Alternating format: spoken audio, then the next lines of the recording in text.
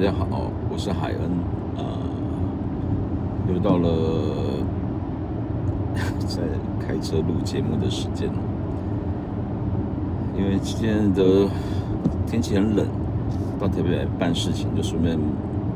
能够录我就录，再录一集。现在要回去了。填土之道有道理啊，有道理才会知道说事情怎么去演变。那前几期谈了，陆续其实谈了一些比较硬的东西哈。我觉得特别是我在讲那个清酒酿造的过程里面，我觉得那过程其实我还可以讲得更细，但是这频道就是这样子哈，做成综艺节目会比较可能会比较有多人看，但是我不想做这样，我还是尽量用比较简单的话来解释一些比较硬的东西。我今天想谈什么主题呢？因为我看今天车况还好，应该是不会有什么严重的塞车，反而是下午来的时候有塞车。我来谈有关于这个什么叫做，不管是葡萄酒也可以啊，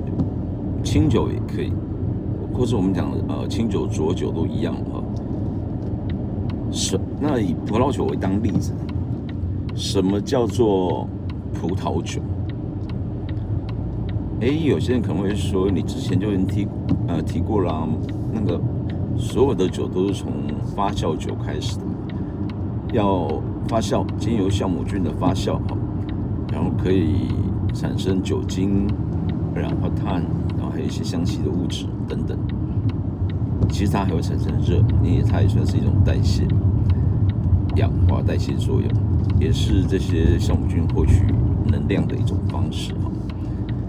但是这个发酵作用，其实发酵作用就是产生酒精的这个部分呢，乙醇的这个部分呢，其实它最主要是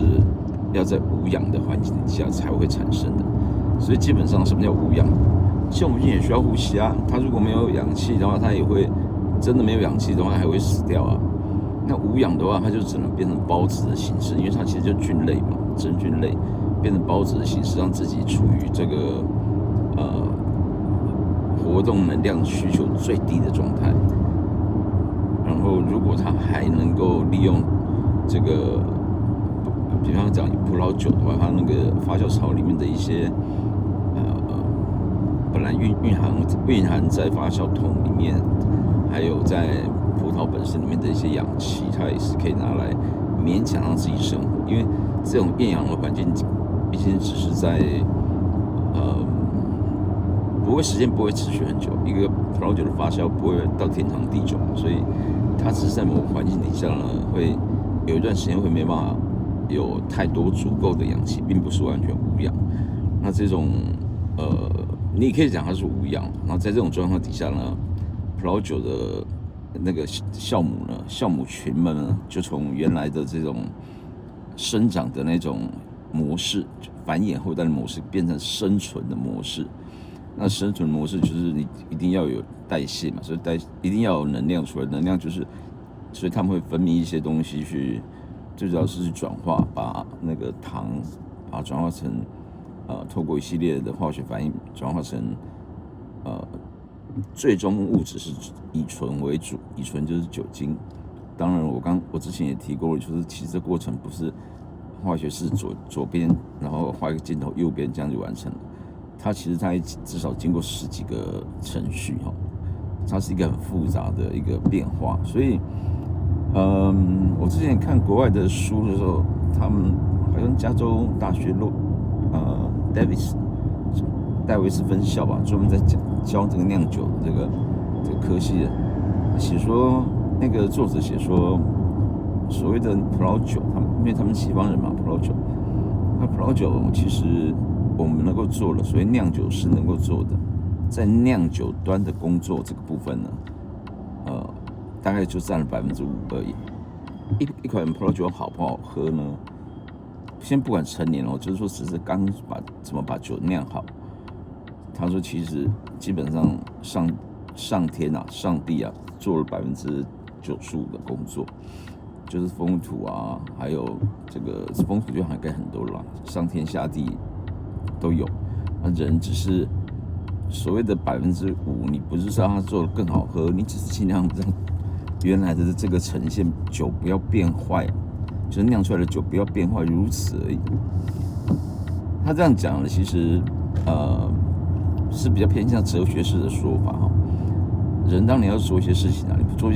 你不做这个所谓酒厂里面的内部的管理的话，比如环境一团糟的话，你这个原来原料再怎么好都没有用啊。这跟我们师傅在煮饭一样啊，炒菜一样啊。对，这阵子台北人闹了这个很有名的饮食集团，然后还开在信义区的这种那么大的大楼，很贵的一个buffet型的这种自助餐点，然后就食物中毒嘛。而且更离谱的是，这是在一个冬天，这几天台北这几天的台湾特别的冷哦，那种湿冷感觉更明显。我今天来到台北市，外面气温12度，然后我查了一下体感温度大概8度而已。以台北来讲，已经不算是像我那边风吹得更大、更强的海边，所以我觉得早上起来从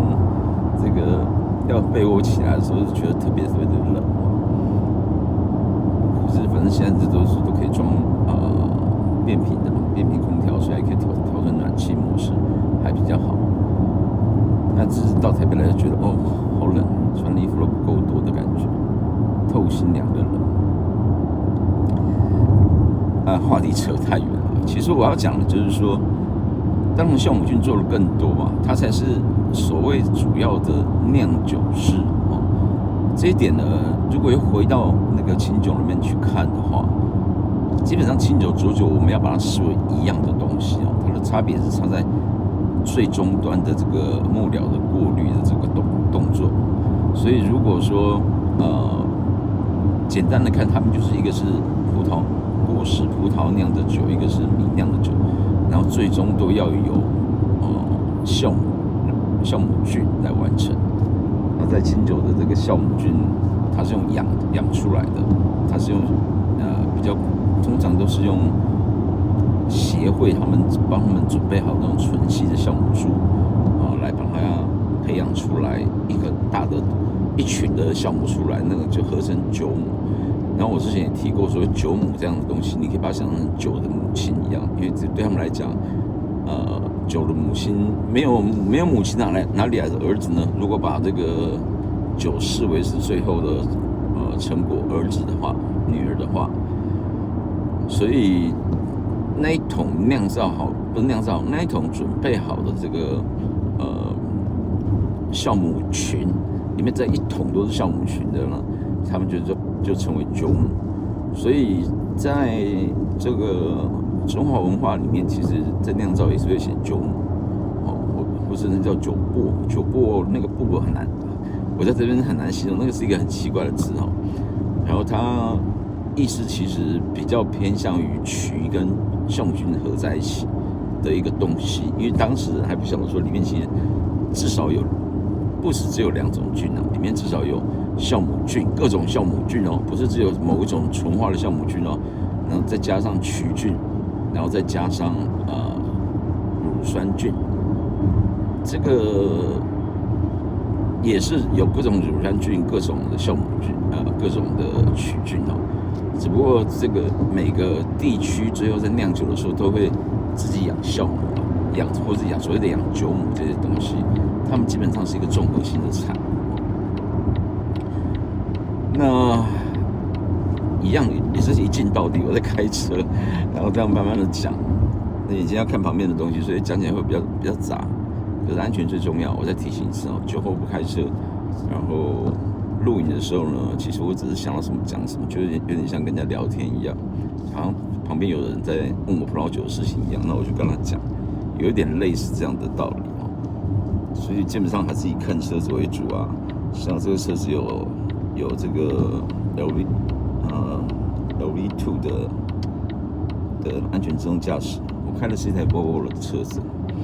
然后本身相关的效能都有了，所以对我来讲，说开起车来不会很辛苦，特别是走高速公路的时候，定速啊，或者是跟车啊什么的，它都会保持着，或是维持在车道的中线，甚至它会自动驾驶。但是我们不能完全靠这个，我眼睛还在看前面，而且我的脚一直在踩着刹车，车子会动啊，就是这样子。在这个密闭的空间里面录起来效果，因为还会有一点回音，而且我的车子虽然其实已经算是蛮安静的，但是你在隧道里面开车，因为声音出去，那个外面的声音还是会共振，还是会传进来，像回声一样，所以那种特别是低频的这种的的那个声响，会让录音的效果没有那么的好。而且特别是我戴的是这种小耳机的话，就更不清楚。所以请大家原谅。我讲过，我在这样子的地方录音，一定录比较简单的东西为主。其实我今天要讲的主题呢，说简单呢，前面10分钟也是废话了一些，但是我还是在强调有关于人，所谓天地人哦，天地其实是我们所谓风土嘛。那人的部分呢，其实我们把自己放得太伟大了，应该人大概占1%吧，4%可能属于刚刚讲这些菌类、这些真菌类啊，或者是说你把真菌类归在所谓的95%里面也可以。无论如何，人能够做的就是尽量让在早期来讲，让酒能够成功的去转化出当年度的气候所孕育出来的，以葡萄酒来讲就是葡萄它的葡萄不是只有甜而已哦，它的酸度是非常重要的。有些朋友说他不喜欢喝太酸的东西，但是其实在酿酒过程中，如果缺少酸度的话呢，那葡萄酒是酿造不起来的。而且酸度这种东西，其实除了某些很特殊的品种之外，大部分成熟的葡萄，它的酸甜其实是会维持一个平衡的程度。就是说，你完全太甜的话呢，就是里面的糖分太多的话，喝起来也会很呆板，就跟你在喝糖水差不多了。那我话题带到这里来哈，其实可以往2个方向走，因为开车我不打算聊太多，我们就来讲说，今天我刚海恩讲了啊，之前酿葡萄酒酿清酒酿造的时候有提到说需要什么菌啊，然后去分解这个蛋白质啊，或者是分解淀粉啊，成为糖类啊，最终为什么一曲2元3酿造，那个1曲很重要。那曲菌是要把淀粉转化成为葡萄糖嘛？那如果它长得不好的话呢，或是你没有培养的很好的话呢，它在后期跟酵母菌在工作的时候，就会发生有一点像是厨师急着要炒肉、炒菜，然后你后面把那个菜弄小啊，或是那些做高汤做什么那些那种备料的东西都还没有准备好，那跟不上的结果呢，就厨房就会很乱，所以弄出来的结果一定不好。那这过程里面，这个所谓的2厨啊，或是你说里面的合作者啊，很重要。同样的道理，在葡萄酒里面也是一样，它也是会有乳酸菌的帮忙啊，或者是说酵母菌可能也是好几种酵母菌的合力帮忙。有的酵母菌是可以比较耐这个在比较甜的环境底下，它可以生长的，有些会被甜死啊，然后也可以或者有些是在比较酸性环境底下可以生长的，有些可以比较耐受那个酒精度，就是它比较不容易被杀死掉，不能讲杀死，就是它可以存活时间稍微长一点哦。但无论如何，这些东西再怎么撑，都是有一个限度在的。这回过头来讲，就是也就是为什么我们有些时候可以用，比如说比较甜、比较咸、比较油比较酸质的质物那个字然后或者是用酒精来保存食物的关系，因为这些东西呢，它到某个临界点，每一种物质都不一样到每个临界点之后，那个浓度太高，这个临界点太高的时候呢，这些菌就会因为菌体本身跟这个外面的这些液体，不管是过甜、过酸、过咸、过过油或者过酒精度过高等等的，因为比内外渗透压的不一样。渗透压基本上就是你可以把它想象成就是这期的国中有教过，我想不用我再解释了。渗透压如果不平衡的话，内外压力不平衡的话，细胞壁内和细胞壁外液体的压力不平衡的话，压力高的就会往压力低的地方去流动。那这个压力这个定义，这个浓度的定义这个部分类似所以我就不再解释了。这也是为什么可以保存食物的原理，就是让这些细菌死掉。然后呢，有些菌种它有足够的能力，可能还会慢慢，如果我们调的环境不至于差到说那种，有些我们必要的菌它也跟着死光光，那就不行了。那这个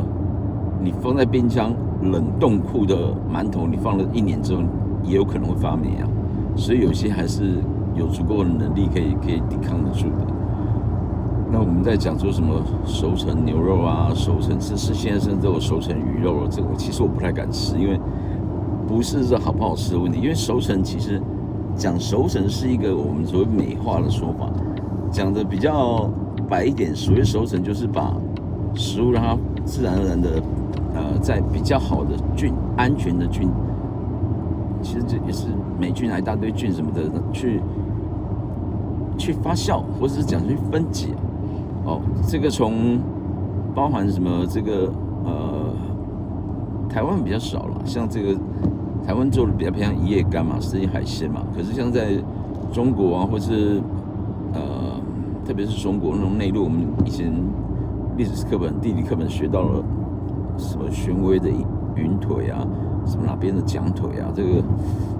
金华火腿啊，这个我都已经忘记了。跟我们没什么关系啊。之前也不晓得说火腿就是这么大一只，火腿是整个猪的那个后脚的整个大大的一个猪，有点像一个吉他一样。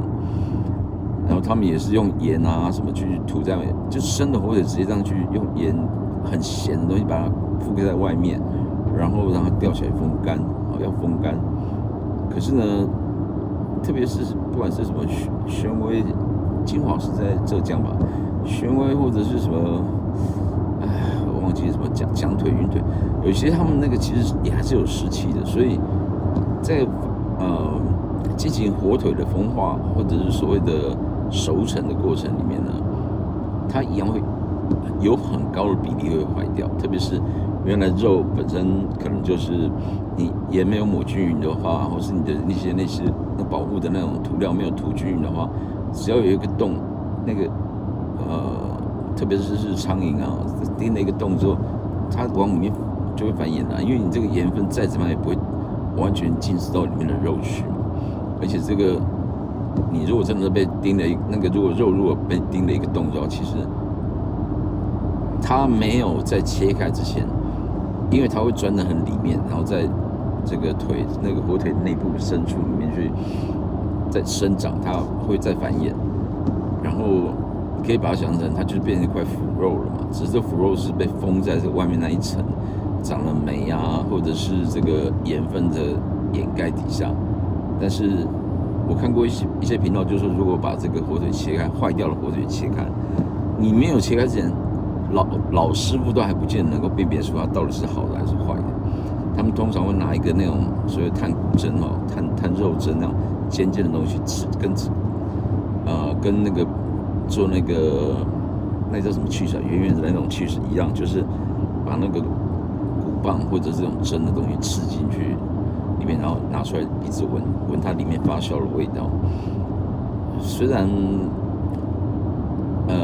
两种味道是不一样啦，对我来讲，那个乳酪那种Parmesan cheese 的那种乳酪，你发酵再怎么好，对我来讲，它就是一股牛奶味，我就会想要呕吐。但是听说好了火腿听说的因为我自己没有闻过，就是如果这样吃下来闻起来，真的可以闻到一些松果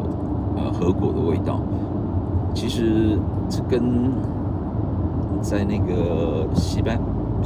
牙的那个伊比利猪类似道理，他们说伊比利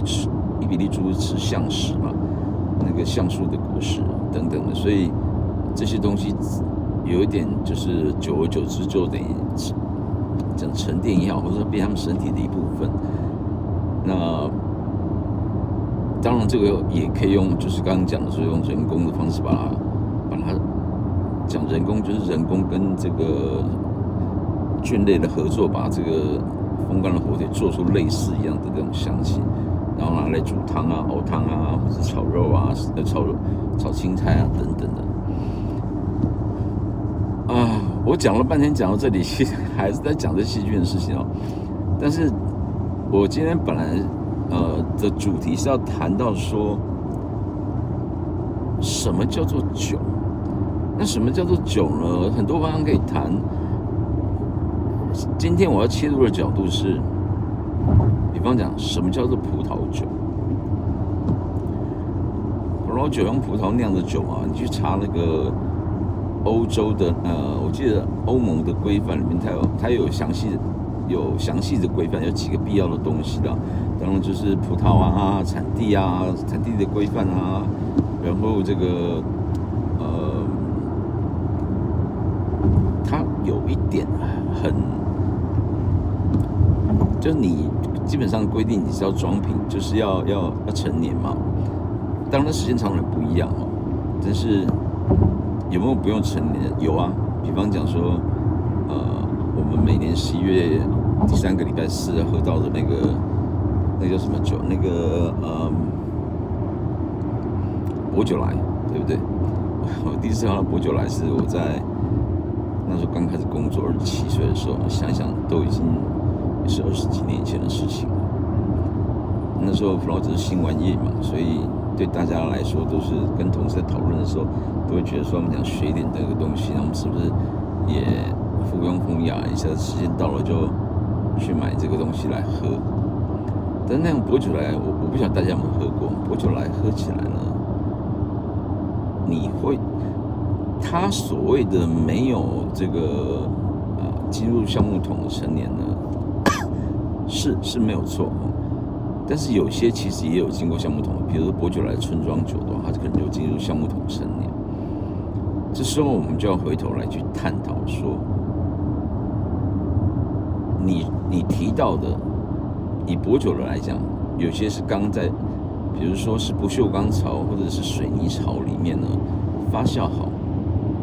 其实各位朋友不必太担心说，我们不必太担心说这个水泥槽，在水泥槽就比较脏或什么，因为它酿造之前，它一定会都先把它们刷洗过嘛。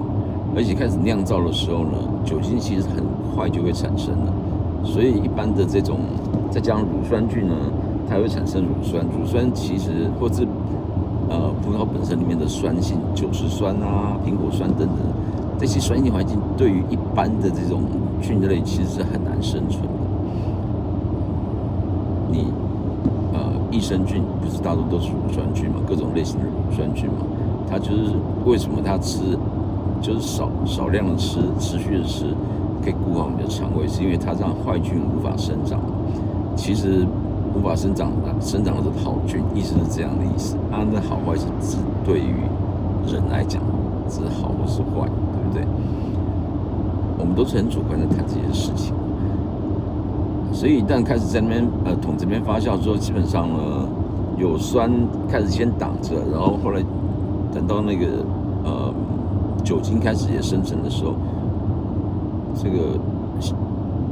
这个桶子里面就这个发酵槽、发酵桶，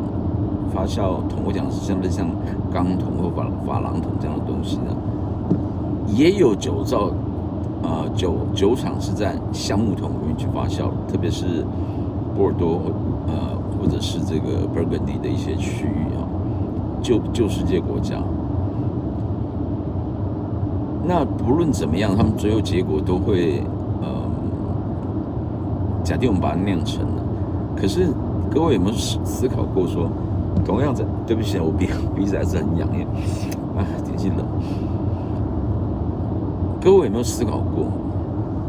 薄酒来，如果你有去喝到，我想除了是新手之外，如果等到你喝到一定的程度之后，大概很少会去追薄酒来这样的东西，因为总会觉得说它没有那么的好喝。甚至你有些人会形容说，因为酒精度一方面也稍微再低一点，然后比较水一点，而且嘎美这种葡萄本身不是一个说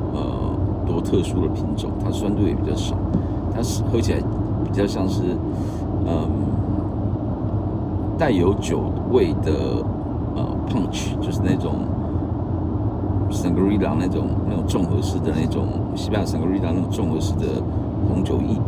带有酒味的美国酒味酒精的这种的液体。那这个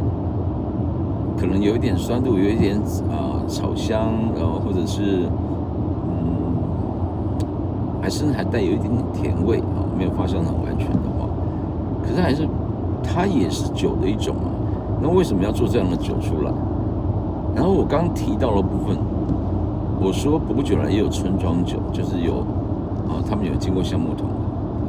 那这问题点就来了，先不讨论它在哪里发酵，因为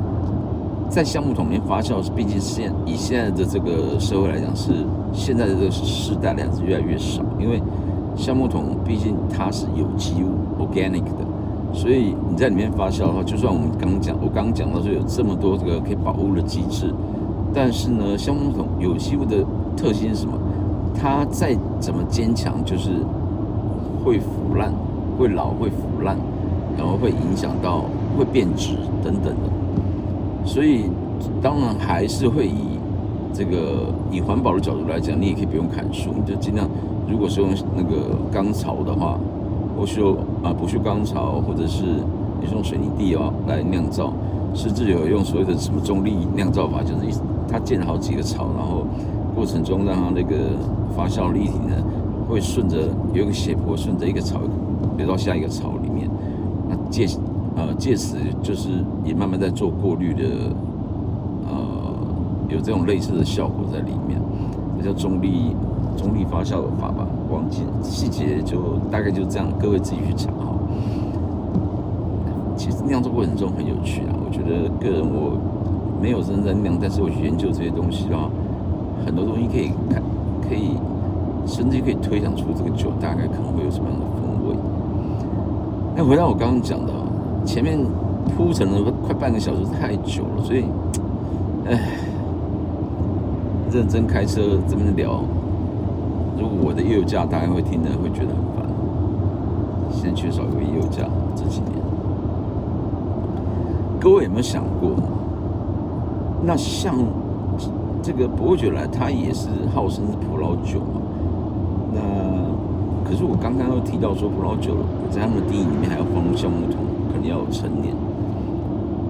几乎每个区域都会这样讲。为什么？我就问各位，是什么叫做葡萄酒？清酒呢？现在有珐琅桶之后呢，它酿造好，珐琅就是牙齿那个表面那层是珐琅质嘛，其实珐琅桶就是只是把珐琅coating在那个桶子的内侧嘛，洁白嘛。各位应该有看过珐琅漱口杯啊，类似像这样的东西，只是它是放大版的桶子而已。然后也可以温控，因为外面可能有一些加热的，或者是保持温度的一些包材等等的。它就不是不管是不锈钢或者是珐琅桶，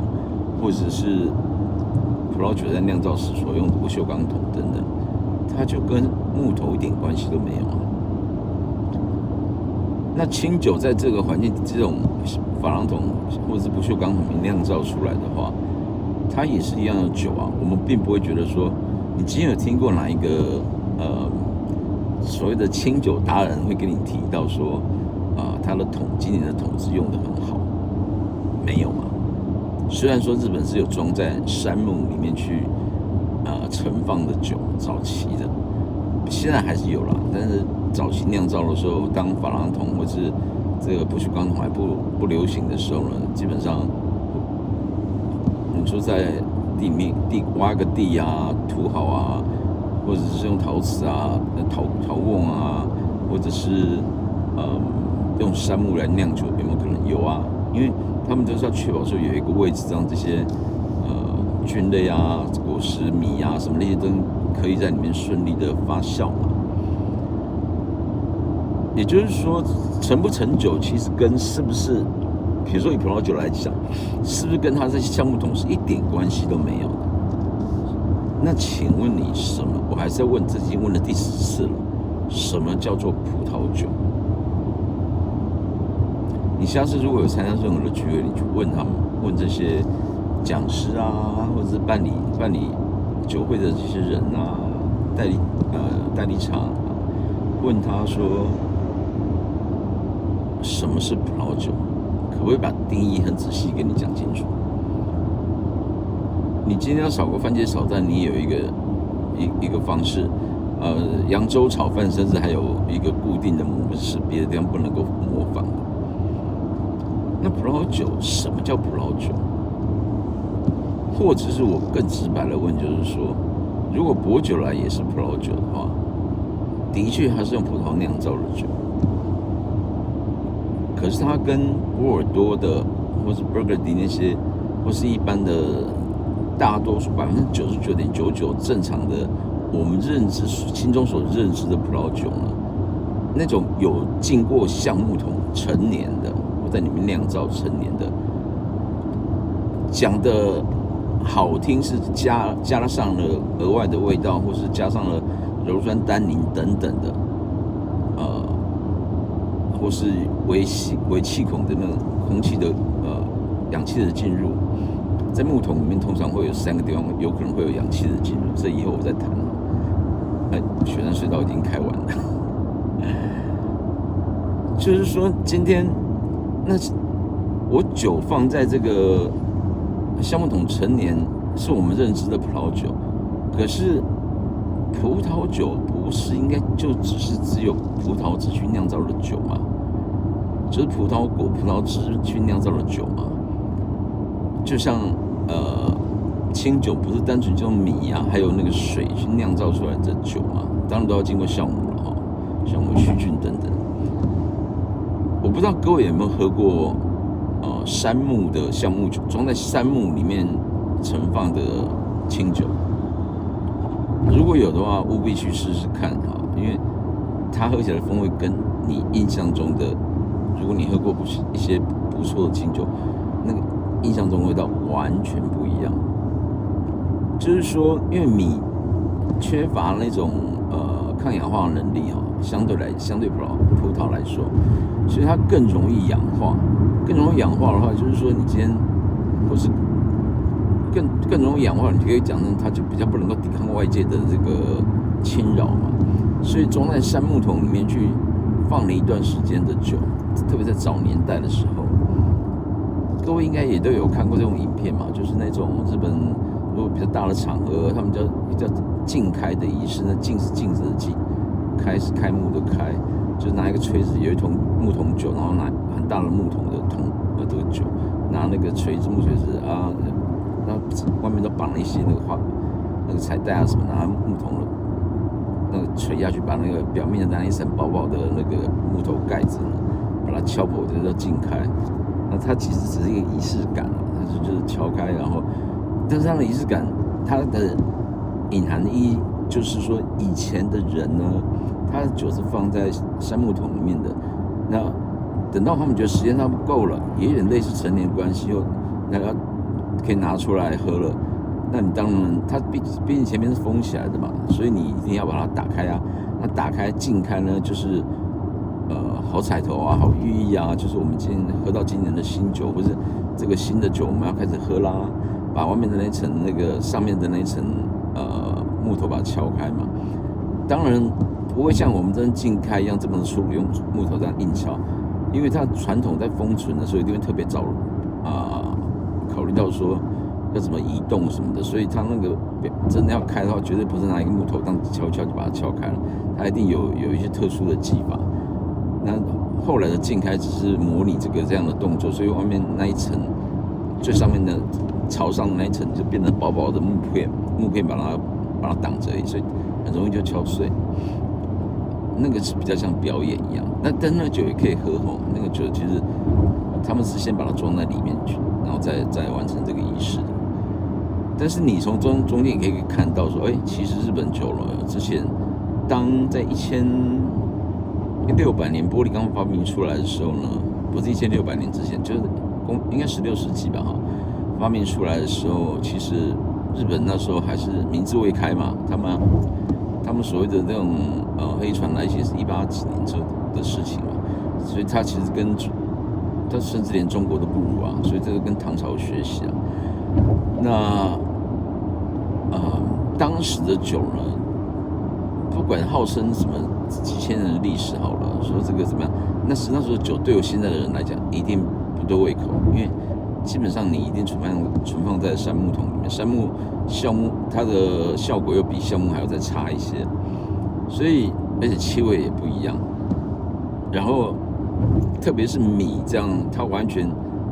比较没有抵抗能力的话，它很容易，即便你的酵母特别好或怎么样，但是它很容易因为杉木的影响造成这个酒体闻起来，特别是盛放一段时间之后，那种氧化啊、岩石变色啊，然后可能仅有的一点果香都没有了。所以传统的这些就是属于木桶酒、杉木酒的话呢，喝起来就会比较像是有一点类似像绍兴的清淡版那种感觉，或者是说就是比较没有果香的米酒那种感觉，然后它还有木头的味道、杉木的味道。这种酒呢，其实拿来配台菜，我觉得还不错啦。就是说，因为毕竟是米酒嘛，纯米嘛，然后喝起来就是还是有厚实感，然后你要搭餐啊什么，其实也蛮舒服的。只是说它没办法做到像现在那些新派酒厂这样光鲜亮丽，而且其实这种酒到后期就认为比较粗制的那种的酒。那这种沾到杉木的这种清酒呢，其实它除了这样单喝之外，它特别适合加热，就温饮。我记得我在谈这个清酒酿造的时候，我也有提过了，温饮的很大原因是因为早期的一些普通酒的状况不好，所以在你如果把它加热之后，因为它里面太多一些人工添加剂，你加热的时候可以把这些东西给不能讲蒸发，就是说透过热让这个不好的物质就是被分解掉了，那也喝起来相对来讲比较不会那么的甜腻哦。同样的杉木的话，如果你认为杉木是主要目的是因为要让这个酒可以保存，不是为了要添加味道，是因为酒可以保存，因为这样子的理由的话，那加热是可以把这个杉木的去处给去掉一些的，让酒变得比较平顺好喝哦。这个杉木酒其实以前我也有办过活动，也有拿一些这样的酒，我个人其实还蛮喜欢的，因为我觉得它毕竟是日本酒的早期的一种形式嘛。那这种形式呢，特别是如果配上他们的一些酒母的酿造法的那种木桶的这个生原酒啊、山肺酒啊，这种其实喝起来的，你喜欢 feel 的人其实应该喝这种酒，你会觉得更有趣。但是有趣跟好不好喝，这个就见仁见智哈，我就不多说。但是你看看现在的项目，现在的清酒，还有多少人在用这个所谓的这个杉木在装酒了？很少了嘛，几乎没有了嘛。那为什么没有了？因为杉木装的酒了，基本上就没有那么好喝啊，而且它会有杂味啊，就是那些奇奇怪怪的味道在里面嘛。所以后来，新派的全部都是用发酵槽啊、珐琅桶啊，或者是不锈钢桶来酿造啊，特别是珐琅桶，然后所创造的清酒的香气因为清酒的香气是酵母们还有曲菌们他们去耕出来的、产生出来的，你不需要它轻而易举的被这个木桶给盖过去，那木桶味道太强烈了。所以像这样子的酒呢，我们现在看到几乎就是木桶酒越来越少，非常非常少。有机会尝试到，一定要买来试试看哦。但是我只是跟你讲说，你在喝这些酒的时候，你要用不同的心态来喝。不要把它当成是同样的东西。就像你在吃炒牛肉的时候，你不会用我们今天在吃佛跳墙的心情来吃，那个就完全就不对味了。讲到这里，其实我本来想讲葡萄酒，但是我觉得清酒更容易去让大家去思考说，比方讲什么是葡萄酒，什么是清酒。我们在讲它是属于哪种酒种的时候，我们通常指的是说它是用哪一种食材去酿造产生的嘛，对不对？所以清酒到现在发展到这种地步呢，它就是用米来酿造产生的嘛。虽然中间有一些复杂的程序，但是最终就是用米来酿造嘛。可是葡萄酒呢？葡萄酒为什么现在大家都会强调木桶？所以，因为我现在要停车，我在这边全家买个东西买个水果什么的，这把它当做下一集再来谈好了。这一集我已经稍微提到一些清酒的部分，就是如果清酒是如此的话，那葡萄酒的部分，请问为什么要用橡木桶？然后，如果你说为了要运送啊，要陈年啊什么，那我没话讲，因为毕竟我刚刚讲了玻璃啊什么这些是发明的时间都是在16世纪的时候，然后包含那个铁啊什么那些，当然就是你要能够有成熟的这种不锈钢的技术，我记得好像是18世纪吧，我有点忘记了。那更早说要怎么去保存这些东西，所以只能用桶子嘛。那桶子呢，这个使用这个是不得已而为之的，并不是说。所以你听到有人在讲说这个桶子用得很好的时候，我就不禁都会思考到说，为什么葡萄酒的风味其实是跟桶子是绑在一起的？为什么？现在我们也可以用这种不锈钢槽酿造好了，就纯粹的葡萄汁去酿造好的葡萄酒，为什么这样的酒，比方讲像薄酒来，或者是说各位可能也有不知道有没有喝过一种叫陶瓮酒，用陶瓮来保存陈年的酒，它喝起来就跟现在的葡萄酒风味上有蛮巨大的差异性的。那这巨大的差异性，我们用减法来看的话，其实就是它少掉了木桶的加持。那木桶算不算是葡萄酒的原料？如果它算原料的话，那我们喝的不能叫做葡萄酒，应该叫做葡萄木桶酒才对啊。清酒的部分，如果你觉得说不要用橡木桶是比较好的，那葡萄酒为什么觉得用的橡木桶会比较好，甚至用栗木桶会比较好？为什么？那没有经过这些东西额外的加持或者作用的这些葡萄酒，它现在还有存在，还有类似的酒，那它在市场上的占有率，它在市场上的评价又是如何？好或不好？那各位去思考说，什么叫真正的葡萄酒？什么叫真正的葡萄酒？然后弄了木头之后，其实橡木也很麻烦，它要种植啊，那橡木种植起来也很麻烦了，然后还要把它做成木桶，箍成一个木桶。那些东西每年可能过几年，里面内部还要刮掉一些东西，让它那个被浸了汁的这个木头它也是有一点腐烂嘛，把它刮掉，然后甚至不然把旧的橡木桶呢，就是已经沾染了太多这种葡萄酒汁的，不管是波特桶或者是这个假定蒸馏酒也是要装桶子嘛，那些桶子你在卖去给一些威士忌酒商呢去，就是我们所谓的雪莉桶啊，经过雪莉桶的加持，经过波特桶的加持，经过这个甚至那个肯塔基的那个波本桶的加持，很奇怪哈。波本桶本来就是一种波本酒本来就是放在波本那个橡木桶里去陈年的，那你今天呢又把这个陈年后的这个桶子再拿出来，新的酒再装进去，然后强调它是用波本桶苏格兰的 whisky 装进去，这个其实也是就一层一层就把味道都加进去了，所以它就没办法。所以我的问题回到后面就是很简单的，什么叫做单纯的葡萄酒？那这个部分各位可以去思考，下一次我会稍微再介绍一下。然后这一部分就可以带出一些有关桶子的作用、疑问，还有一些看法。那对什么是葡萄酒？清酒跟葡萄酒两个中间的差异。好，这一期就录到这里，也45分钟了，那我要停下来，拜拜。